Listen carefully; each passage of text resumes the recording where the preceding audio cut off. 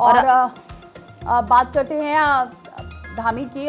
मेरे सपनों का उत्तराखंड अभियान, सीएम धामी ने कहा है मेरे सपनों का उत्तराखंड में छात्रों का उत्साह है और सीएम धामी के आह्वान पर छात्रों का जबरदस्त समर्थन है। 35,000 से ज्यादा छात्रों ने निबंध अपलोड किए हैं। सीएम विद्यार्थी मंथन .com पोर्टल पर अपलोड हुआ है ये निबंध। 10 अगस्त को सीएम धामी ने करीब 3 लाख छात्रों के साथ ऑनलाइन मंथन कर अभियान का आह्वान किया था और इसी का असर देखने को मिल रहा है। पर्यटन, रोजगार, शिक्षा, स्वास्थ्य, पर्यावरण और तकनीक जैसे विषयों पर छात्र अपने विजन साझा कर रहे हैं। 140 श्रेष्ठ विचारों का चयन कर छात्रों के साथ अधिकारियों और सीएम धामी के स्तर पर चर्चा की जाएगी। 24 अगस्त तक निबंध अपलोड किए जा सकते हैं, जबकि छात्रों को प्रविष्टि के साथ प्रमाण पत्र भी दिया जा रहा है।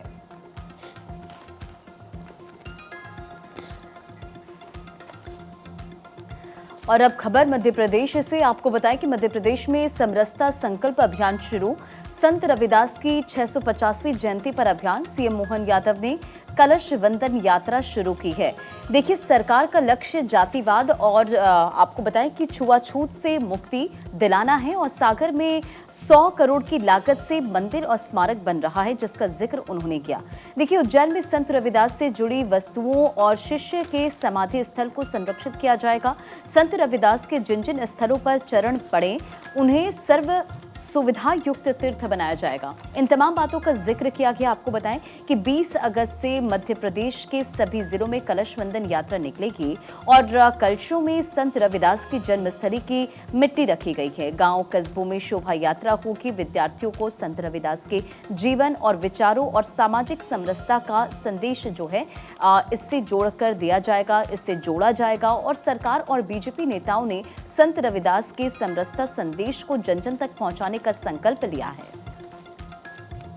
हमारे लोकतंत्र के लिए वर्तमान में यशस्वी प्रधानमंत्री ने वापस उस भाव को जागृत करने के लिए इस अभियान की पताका हाथ में फहराई है कि जब हम अपने अयोध्या में परमात्मा श्री राम को बिठा देते हैं तो भगवान राम का धाम तो जगमगाएगा, लेकिन अपने मन के अंदर का पवित्र भाव भी जागृत करने की जरूरत है। इस जातिवाद और तमाम प्रकार के चुनौती भरे माहौल में हमको वापस समरसता लाने की जरूरत है। इसीलिए अयोध्या के धाम पर अगर विमानतल एयरपोर्ट बनता है तो महर्षि वाल्मीकि याद रख करके बनाया जाता है। ये अद्भुत समय है और पंजाब गुरुओं की धरती पर रविदास जी महाराज के नाम पर विमानतल बनता है और वो नाम रविदास जी का रखा जाता है। मुझे इस बात की प्रसन्नता है, हम तो मध्य प्रदेश वाले और भाग्यशाली हैं। 650वीं जयंती पर एक तरफ सागर के अंदर 100 करोड़ का वो बन करके तैयार है। हम प्रधानमंत्री को आमंत्रित करने वाले हैं, धूमधाम से उसका लोकार्पण कराएंगे। और इस बीच उत्तराखंड के पौड़ी में बड़ा हादसा हो गया है। मकान ढहने से मलबे में दबे हैं 3 लोग। हादसे में 3 लोगों की मौत हो गई। हादसे के बाद इलाके में मातम पसरा है। तो उत्तराखंड के पौड़ी में यह बड़ा हादसा हो गया, जहां पर मकान गिर गया। मकान गिरने से 3 लोग दबे इसमें और 3 लोगों की मौत की दुखद खबर मिल रही है। आप जानते हैं कि पहाड़ों पर इस वक्त बेहिसाब बारिश हो रही है और किस तरीके से मकान जर्जर हो रहे हैं। उत्तराखंड के पौड़ी में ये हादसा हो गया।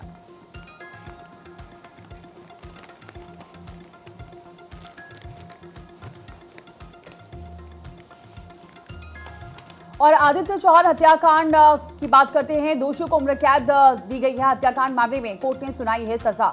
एसपी नेता समेत 14 दोषियों को उम्र कैद की सजा सुनाई गई है। सपा नेता समेत 14 दोषियों को उम्र कैद, 2 को साक्ष्य के अभाव में बरी कर दिया गया है। अब बहन बोली है कि अधूरा न्याय मिला है, हाईकोर्ट जाऊंगी। तो आपको बताएं कि एसपी नेता समेत 14 दोषियों को उम्र कैद। आदित्य चौहान हत्याकांड का मामला, दोषियों को उम्र कैद की सजा सुनाई गई है। हत्याकांड मामले में कोर्ट ने ये सजा सुनाई है। एसपी नेता समेत 14 दोषियों को उम्र कैद की सजा सुनाई गई है। सपा नेता समेत 14 दोषियों को उम्र कैद की सजा सुनाई गई है। हालांकि 2 को साक्ष्य के अभाव में बरी किया गया है। इसी पर बहन बोली है कि अधूरा न्याय मिला है, इसलिए हाईकोर्ट जाऊंगी। तो आदित्य हत्याकांड, दोषियों को उम्र कैद की सजा। एसपी नेता समेत 14 दोषियों को उम्र कैद की सजा सुनाई गई है। हालांकि 2 को बरी कर दिया गया है क्योंकि साक्ष्य नहीं थे। इसी को लेकर फिर बहन ने बोला है न्याय अभी अधूरा है। इस मामले को लेकर अब हाईकोर्ट तक जाऊंगी। तो सभी लोगों को उम्र कैद हो, और क्योंकि 2 लोगों को छोड़ा गया है, इसी को लेकर बहन का कहना है कि अभी न्याय अधूरा है। और एक बड़ी खबर मुंबई से है। 3 रेस्टोरेंट पर फिर हुई है एफडीए की कार्रवाई। खाद्य पदार्थों में कई खामियां मिली हैं। एफडीए ने 3 दुकानों का लाइसेंस रद्द कर दिया है। स्वच्छता नियमों को लेकर बड़ी कार्रवाई हुई है। खार के प्रिंस ऑफ वॉल्स रेस्टोरेंट पर एक्शन हुआ है। अंधेरी के कैफे सिफारिश पर कार्रवाई हुई है और चैम्बूर के जेप्टो लिमिटेड पर कार्रवाई हुई है। सीएम ने भी एफडीए की कार्रवाई का समर्थन करते हुए कहा कि ऐसे ही कार्रवाई आगे भी जारी रहेंगी। तो अभी आप देख रहे हैं महाराष्ट्र से इस तरीके की खबरें निकलकर सामने आ रही हैं। अलग अलग इलाकों में लगातार एफडीए की तरफ से कार्रवाई हो रही है, छापेमारी हो रही है, और उसके बाद जो रिएक्शंस निकलकर सामने आ रहे हैं, सोशल मीडिया पर कई सारे वीडियोस ऐसे वायरल हो रहे हैं कि अब गुणवत्ता में काफी सुधार है पहले की तुलना में। आज चाहे वो रेडी पटरी वाली दुकानें हों या बड़े बड़े रेस्टोरेंट्स हों, ढाबे हों, और सीएम ने ये कहा कि इसी तरीके से आगे भी कार्रवाई जारी रहेगी। और अगली बड़ी खबर आपको बताएं, नेपाल पीएम से मिले हैं धीरज सेठ। प्रधानमंत्री बालेंद्र शाह से उनकी मुलाकात हुई है। नेपाली सेना कमांड एंड स्टाफ कॉलेज का उन्होंने दौरा किया और इसी से जुड़ी ये तस्वीर हम आपको दिखा रहे हैं। पेशेवर सैन्य शिक्षा को लेकर यहाँ पर बात हुई है। सुरक्षा चुनौतियों पर अपने विचार को यहाँ पर साझा किए गए हैं। तो बालेंद्र शाह से मुलाकात हुई, जिसमें कई अहम मुद्दों पर यहाँ पर बातचीत हुई है। तो देखिए ये तस्वीरें, जहां बालेंद्र शाह से मुलाकात, सुरक्षा चुनौतियों पर विचार साझा किए गए।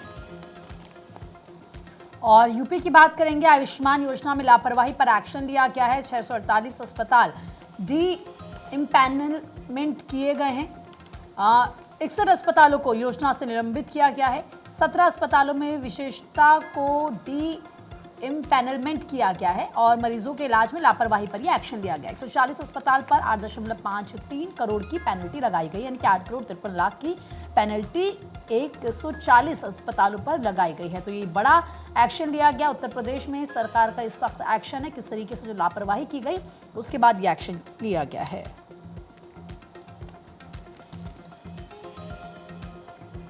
तो 866 अस्पतालों पर योगी सरकार का ये हंटर चला है। कुल अस्पतालों पर कार्रवाई हुई है। लगभग 866 अस्पताल हैं जहां ये कार्रवाई हुई है। 2020 से 2026 तक से ये अस्पताल लगातार चल रहे थे।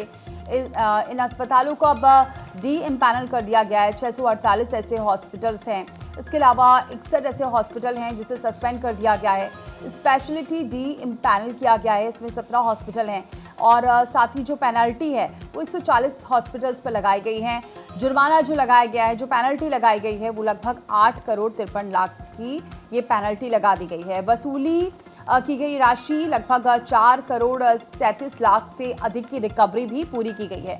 तो लगातार यहाँ डिप्टी सीएम ब्रजेश पाठक की भी कार्रवाई देखने को मिल रही है हॉस्पिटल्स को लेकर, जिसको लेकर ये दायरा लगातार बढ़ता जा रहा है और कार्रवाई के दायरे में आए हैं 60 हॉस्पिटल।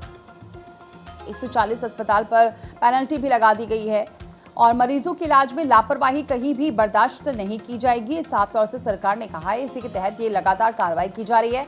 आयुष्मान योजना में लापरवाही देखने को मिली, एक ऐसी योजना जो सरकार की, केंद्र सरकार की योजना पूरे राज्यों में लागू है और लोगों को सुविधा मिल सके, इस योजना से स्वास्थ्य का लाभ मिल सके, लेकिन अगर उसमें लापरवाही होगी तो कहीं से भी बख्शा नहीं जाएगा और इसी वजह से ये कार्रवाई देखने को मिली है। कुल अस्पतालों पर कार्रवाई हुई है। 866 हॉस्पिटल हैं जहां ये कार्रवाई देखने को मिली है। रिकवरी भी देखने को मिली है।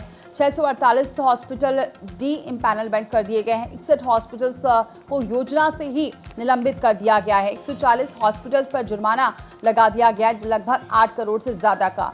तो मरीजों के इलाज में लापरवाही बर्दाश्त नहीं होगी, ये साफ है और इसी के चलते ये बड़ी कार्रवाई देखने को मिली है। यहाँ तक कि वसूली गई जो राशि है वो लगभग 4 करोड़ 37 लाख के आसपास की बताई जा रही है, जिसकी रिकवरी पूरी भी हो चुकी है।